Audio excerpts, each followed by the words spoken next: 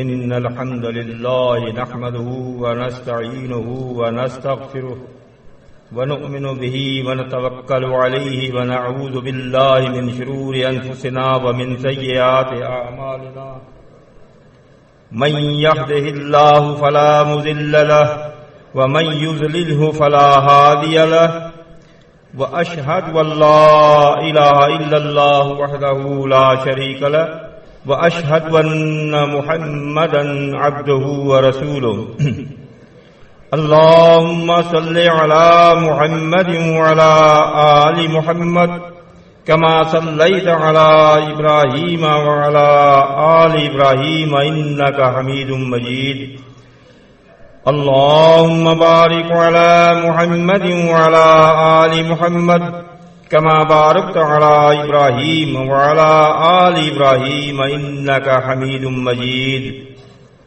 أما بعد فإن خير الحديث كتاب الله وخير الهدي هدي محمد صلى الله عليه وسلم وشر الأمور محدثاتها وكل محدثة بدعة وكل بدعة ضلالة وكل ضلالة في النار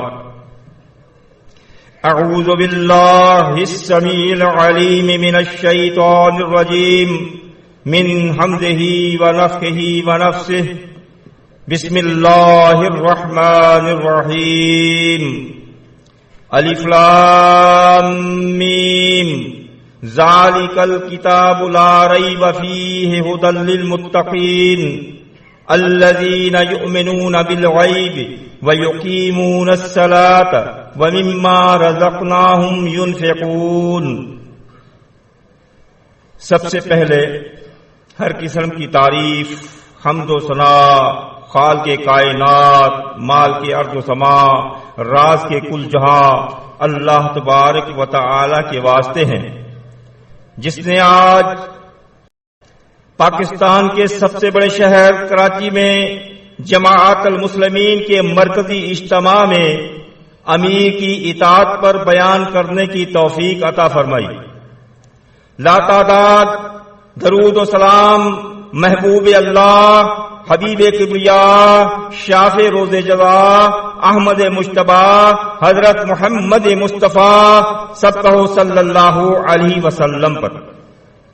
اللہ کی توحید کو ماننے والوں، محمد الرسول اللہ صلی اللہ علیہ وسلم کی رسالت پر کلمہ پڑھنے والوں اور آپ صلی اللہ علیہ وسلم کو آخری نبی ماننے والوں، اہل بیت سے محبت کرنے والوں، صحابہ کرام کو سچا اور حق پر ماننے والوں، تمام فرقوں کو اتحاد کی دعوت دینے والوں، اللہ کی رحمت اور جنت کے امیدواروں، میرے پیارے مسلمین بھائیوں اور بہنوں، السلام علیکم ورحمۃ اللہ وبرکاتہ۔ آپ سوچ رہے ہوں گے کہ بیان تو کرنا ہے امیر کی اطاعت، لیکن تلاوت کی ہے سورہ بقرہ کی پہلی آیات، ان کا امیر کی اطاعت سے کیا تعلق؟ لیکن میں یہی سمجھانے کی کوشش کروں گا، اصل میں امیر کی اطاعت کی تعلیم و تربیت ہے ہی ان آیات میں۔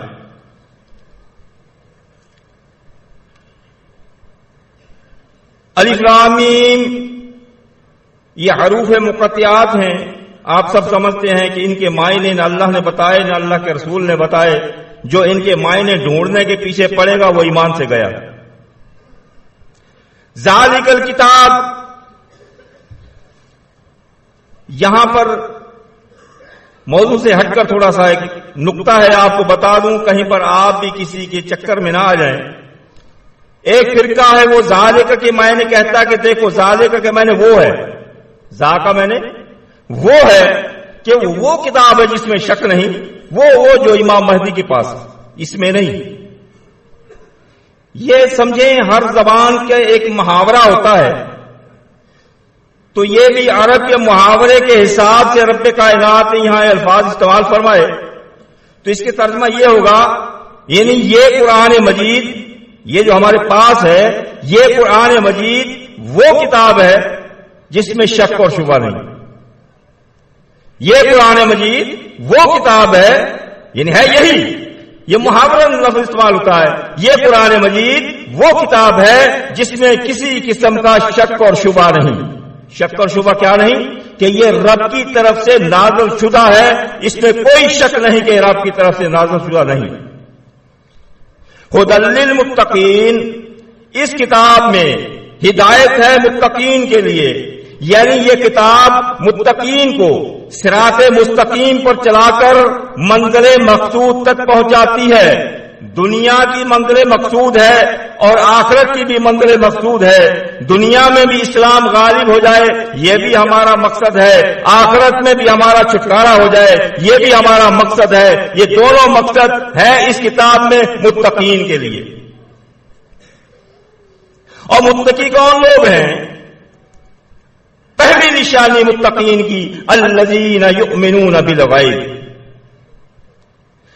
یعنی جو غیب پر ایمان رکھتے ہیں، غیب پر یقین رکھتے ہیں۔ اس کے بعد غیب پر ایمان لانے کے بعد جب اسلام قبول کرتا ہے نا، غیب پر ایمان لاتا ہے، اب ایمان لایا، اسلام قبول کر لیا، چند لمحے گزرتے ہیں، چند گھڑیاں گزرتی ہیں۔ بھائی روزے تو اس وقت فرض ہے جب رمضان کا مہینہ آئے گا، حج تو اس وقت فرض ہے جب آپ کے پاس طاقت ہو یا حج کا مہینہ آئے گا، زکات تو اس وقت آپ دیں گے جب آپ صاحب زکات ہوں گے یا وہ وقت آئے گا۔ لیکن چند لمحے گزرتے ہیں، چند گھڑیاں گزرتی ہیں، ایک اور آواز آتی ہے جس میں اللہ اکبر کی آواز آتی ہے، اور اللہ اکبر کی آواز آپ کو تعلیم دیتی ہے کہ جس اللہ پر آپ ایمان لائے ہو، جس اللہ کی فوج میں آپ شامل ہو گئے ہو، یہ جماعت المسلمین اللہ کی فوج ہے۔ کس کی ہے؟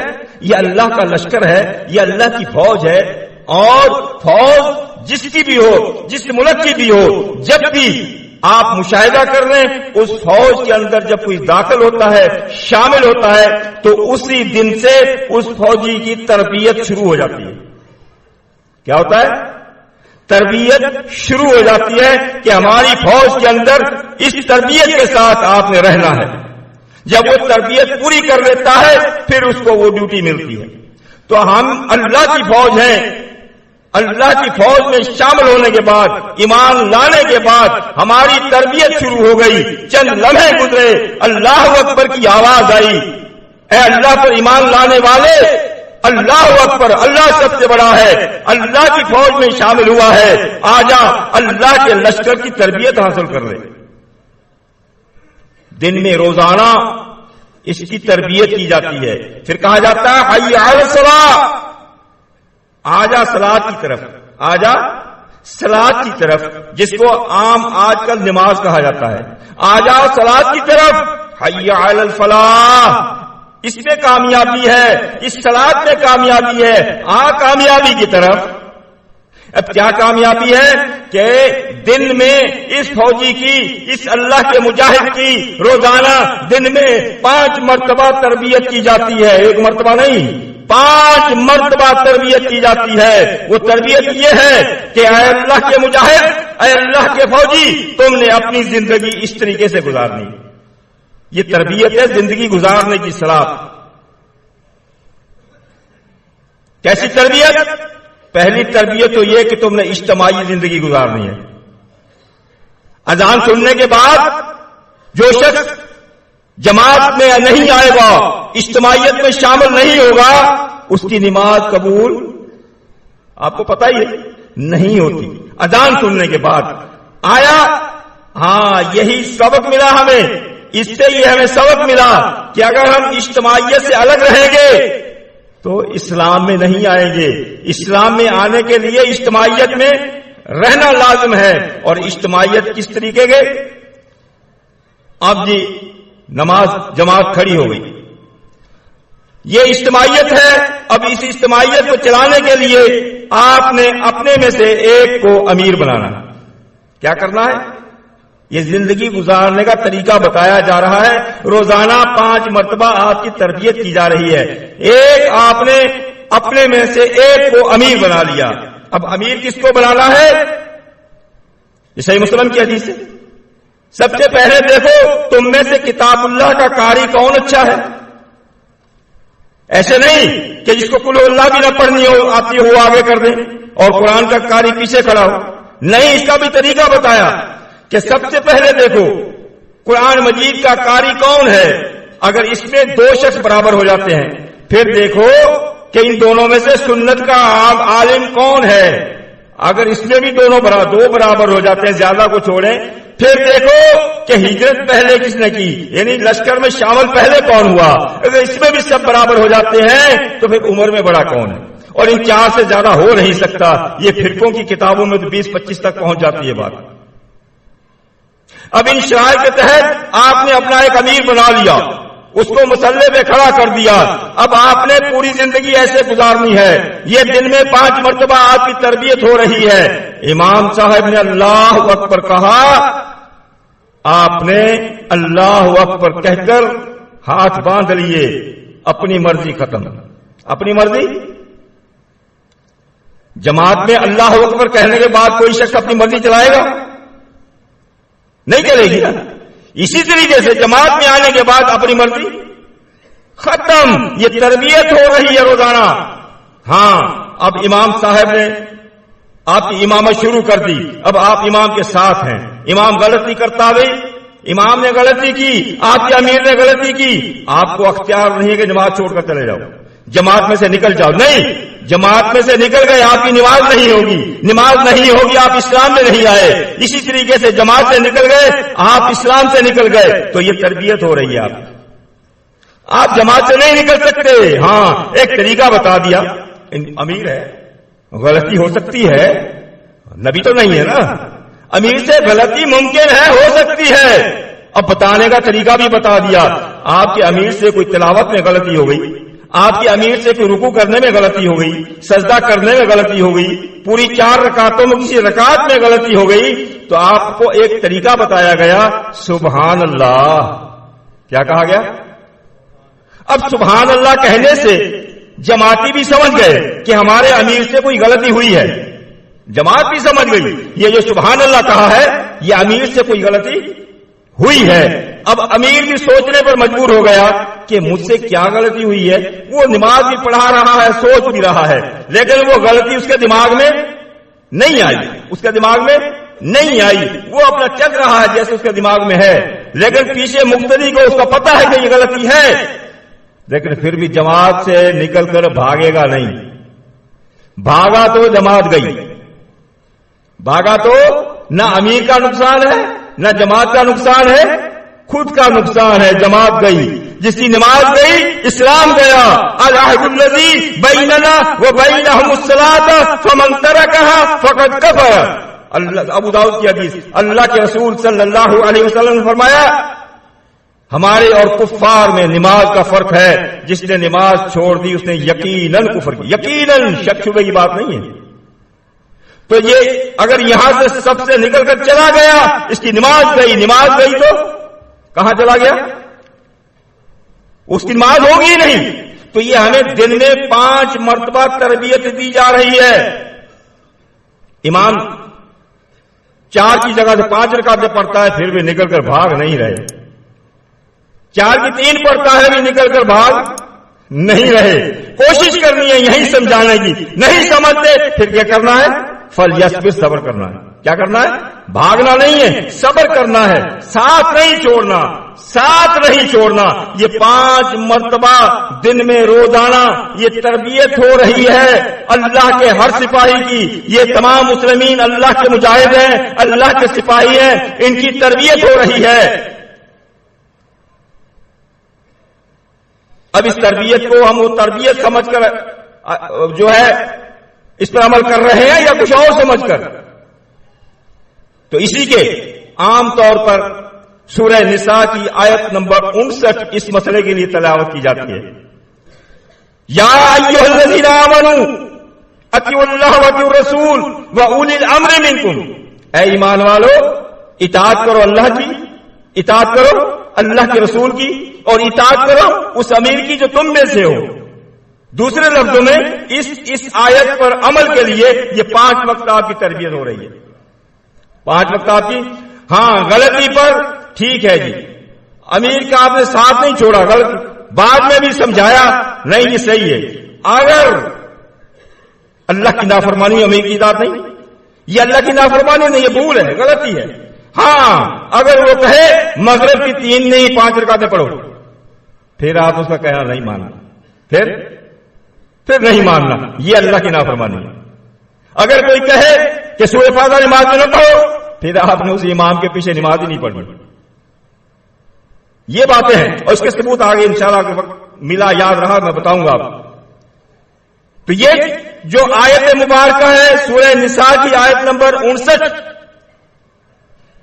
اس کے شان نزول کے متعلق صحیح بخاری اور صحیح مسلم میں حدیث مبارکہ لکھی ہوئی موجود ہے۔ حضرت عبداللہ بن عباس رضی اللہ تعالی عنہ فرماتے ہیں نزلت فی عبداللہ ابن حذافہ ابن قیس ابن عدی اذا بعثہ النبی صلی اللہ علیہ وسلم فی سریہ، کہ حضرت عبداللہ بن قیس، حضرت عبداللہ بن حذافہ بن قیس بن عدی کو ایک لشکر کا امیر بنایا آپ صلی اللہ علیہ وسلم نے کہیں پر روانہ کرنے کے لیے، کسی کام کے لیے۔ تو جب وہ روانہ کرنے لگے تو یہ آیت مبارکہ نازل ہوئی، اور آپ صلی اللہ علیہ وسلم نے اس امیر کو بھی، ان کو سب کو یہ آیت ظاہر سنائی ہوگی کہ یہ اس کی امارت میں تم جا رہے ہو، اللہ نے یہ حکم نازل کر دیا ہے اے ایمان والو اطیعوا اللہ، اللہ کی بھی اطاعت کرو، واطیعوا الرسول، رسول کی بھی اطاعت کرو، واولی الامر منکم، اور جو تم میں سے امیر ہے اس کی بھی اطاعت کرو۔ ہاں یہاں پر ایک قابل غور بات ہے، اطیعوا اللہ کے لیے ہے، اطیعوا رسول کے لیے ہے، امیر کے لیے نہیں ہے۔ اگر امیر کے لیے اطیعوا ہو جاتا تو پھر ان کی طرح اطاعت ہو جاتی۔ ایک اور مسئلہ بتاؤں آپ کو جس میں ہم الجھ جاتے ہیں، امیر کی اطاعت نبی کی اطاعت ہے، امیر کی اطاعت رسول کی اطاعت ہے۔ ہاں ہے، امیر کی اطاعت رسول کی اطاعت ہے، کیوں ہے؟ صحیح بخاری سے مسلم میں حدیث مبارکہ لکھی ہوئی موجود ہے، اللہ کے رسول صلی اللہ علیہ وسلم نے فرمایا من اطاعنی فقد اطاع اللہ، جس نے میری اطاعت کی اس نے اللہ کی اطاعت کی۔ کیوں؟ میری اطاعت کا حکم اللہ نے دیا ہے۔ کس نے دیا ہے؟ خود اللہ کے رسول نے نہیں کہا میری اطاعت کرو، میری اطاعت کا حکم اللہ نے دیا ہے، لہذا جس نے میری اطاعت کی اس نے حقیقت میں اللہ کی اطاعت کی۔ ومن عصانی فقد عصى اللہ، جس نے میری نافرمانی کی اس نے اللہ کی نافرمانی کی۔ آگے فرمایا من اطاع امیری، جس نے امیر کی اطاعت کی، جس نے امیر کی اطاعت کی، وطاعنی اس نے میری اطاعت کی، ومن عصى امیری فقد عصانی، جس نے امیر کی نافرمانی کی اس نے میری نافرمانی کی۔ اب جیسے نبی کی اطاعت ہم کیوں کرتے ہیں؟ اللہ نے فرمایا۔ امیر کی اطاعت ہم کیوں کرتے ہیں؟ امیر نے نہیں کہا میری اطاعت کرو، نہیں، اللہ کے نبی نے فرمایا کہ امیر کی اطاعت کرو۔ ہم امیر کی اطاعت کیوں کر رہے ہیں؟ اللہ کے نبی کا حکم مان کر، لہذا امیر کی اطاعت اللہ کے نبی کی اطاعت ہوئی۔ ہاں ایک فرق ہے، امیر کی اطاعت نبی کی اطاعت ہے یہ ہے، لیکن امیر کی اطاعت نبی کی اطاعت جیسی نہیں ہے۔ فرق ہے نا؟ امیر کی اطاعت نبی کی اطاعت ہے، لیکن امیر کی اطاعت نبی کی اطاعت جیسی نہیں ہے۔ امیر کی اطاعت نبی کی اطاعت کے ماتحت ہے۔ تو آپ امیر میں کوئی غلطی ہو سکتی ہے، امیر میں کوئی غلطی، صحیح بخاری سے مسلم یہ حدیث مبارکہ لکھی ہوئی موجود ہے، اللہ کے رسول صلی اللہ علیہ وسلم نے فرمایا من کرہ من امیرہ شیء، امیر کی کوئی چیز، کسی چیز سے آپ کو کراہت ہے، کوئی چیز آپ کو اچھی نہیں لگتی، امیر کا کوئی کام آپ کو پسند نہیں، تو پھر کیا بتایا؟ فلیصبر، صبر کرو۔ کیا کرو؟ صبر۔ صبر سے مراد کیا ہے؟ سبحان اللہ تو کہنا ہے نا آپ نے، سبحان اللہ تو کہنا ہے۔ صبر سے مراد کیا ہے کہ جماعت چھوڑ کر بھاگ نہ جاؤ، جماعت کے اندر رہو، اگر ان سے کوئی غلطی ہو رہی ہے اندر رہ کر ان کی اصلاح کرو، اور اصلاح کیسے کرنی ہے؟ سبحان اللہ کہہ کر۔ کیوں؟ امیر بھی تو انسان ہے، اس سے بھی غلطی ہو سکتی ہے، بھول ہو سکتی ہے. جب ہم سبحان اللہ کہہ کر سمجھائیں گے وہ غور کرے گا کہ کون سی کہاں پر مجھ سے غلطی ہو رہی ہے، نماز میں تربیت ہو رہی ہے. فَلْيَسْبِرْ، صبر کرو. کیوں؟ اگر صبر نہیں کرو گے، جماعت سے نکل کر بھاگو گے، جماعت میں نہیں رہو گے، پھر کیا ہوگا؟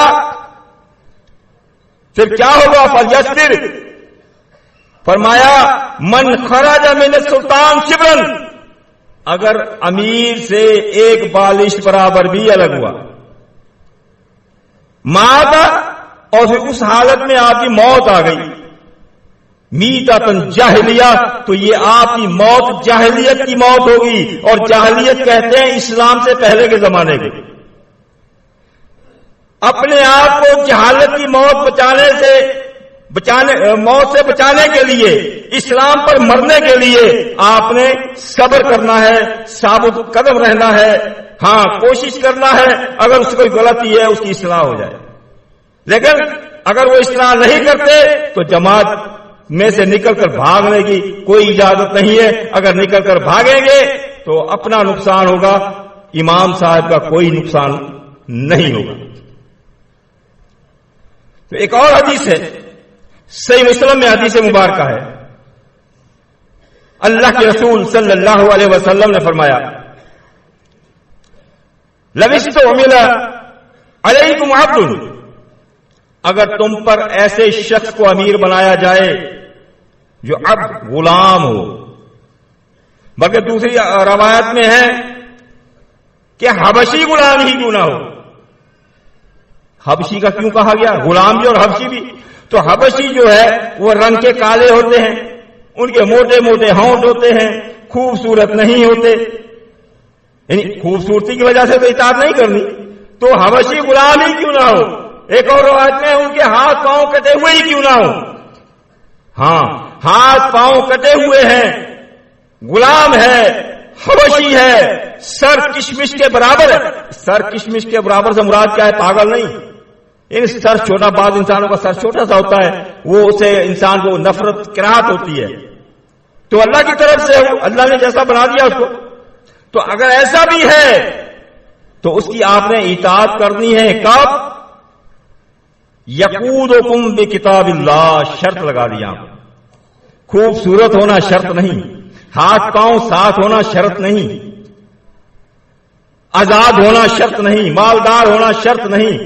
لیکن ایک شرط ہے، وہ امیر جب تک تمہاری قیادت کتاب اللہ کے مطابق کر رہا ہے،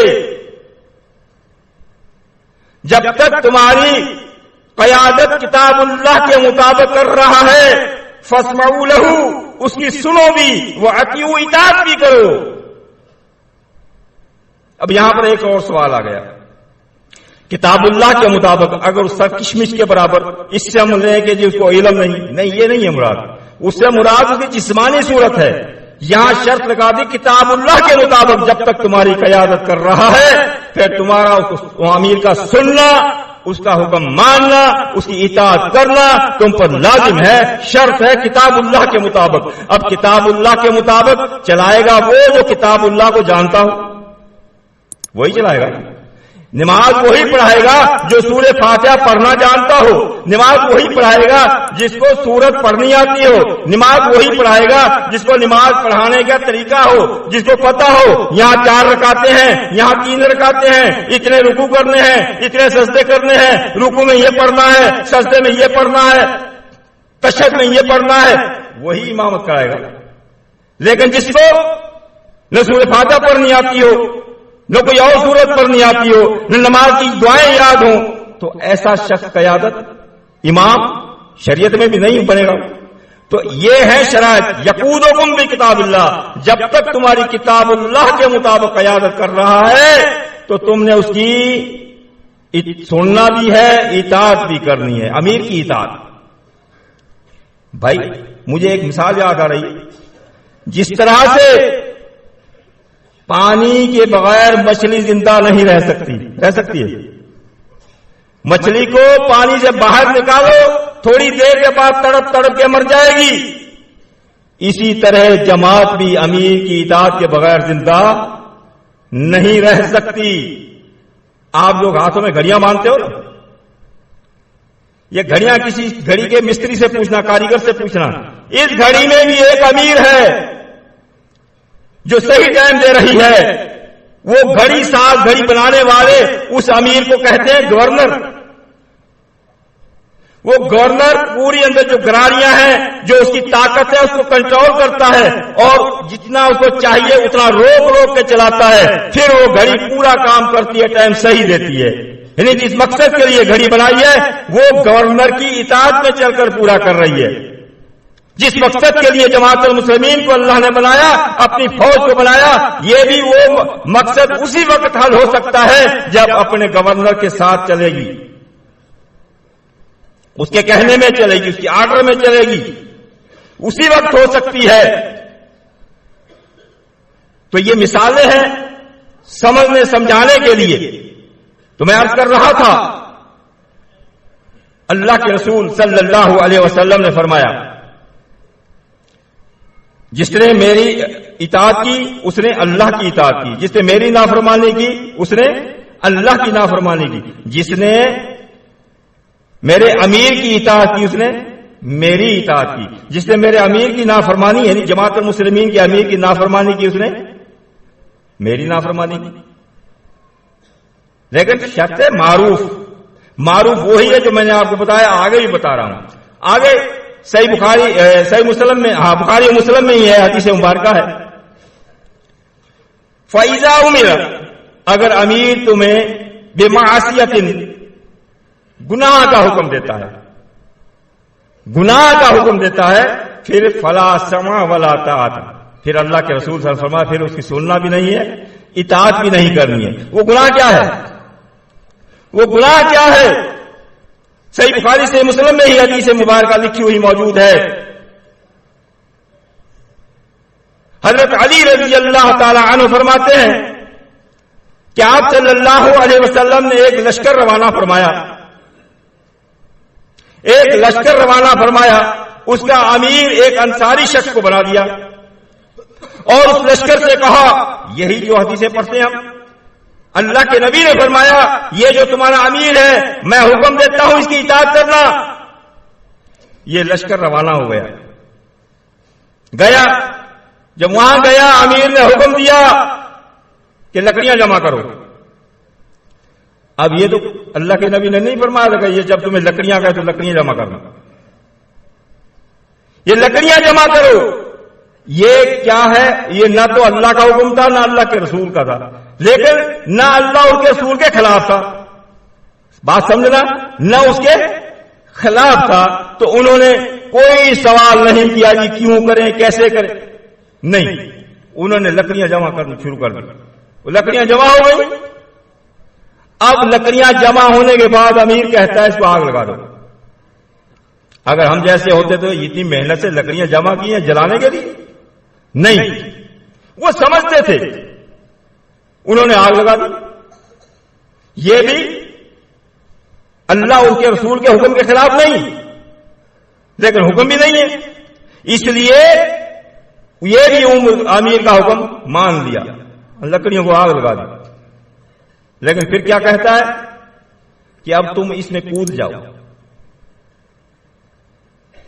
تم اس میں اب چھلانگیں لگا دو. اب یہ سوچنے لگے جس آگ سے ہم بچنے کے لیے اسلام قبول کیا ہے اسی میں ہمیں پھینک رہا ہے, یہ بات ہم نہیں مانیں گے, یہ بات ہم نہیں مانی. انہوں نے آ کر اتنے میں امیر کا غصہ بھی ٹھنڈا ہو گیا. واپس آئے, سارا قصہ اللہ کے رسول صلی اللہ علیہ وسلم سے سنایا. تو آپ صلی اللہ علیہ وسلم نے فرمایا اگر یہ حکم تم امیر کا مان لیتے, آگ میں چھلانگیں لگا لیتے تو ساری ہمیشہ کے لیے آگ میں ہی رہتے. معلوم ہوا جس کام میں اللہ اور اس کے رسول کی نافرمانی, صحیح مسلم کی حدیث ہے, اللہ اور اس کے رسول کی اللہ کی نافرمانی میں مخلوق کی اطاعت نہیں ہے.